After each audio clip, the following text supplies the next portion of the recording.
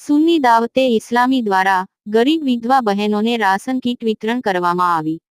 આદિપુર મધ્ય પીરદાદા બુખારી વિસ્તારમાં સુન્ની દાવતે ઇસ્લામી દ્વારા સખીદાતાઓના સહયોગથી ગરીબ અને વિધવા બહેનોને રાશન કીટ સુન્ની દાવતે ઇસ્લામીના જવાબદાર હાજી ઉસ્માન ગની આગરિયા તેમજ રોશન અલી સાંધાણીના હસ્તે વિતરણ કરવામાં આવી.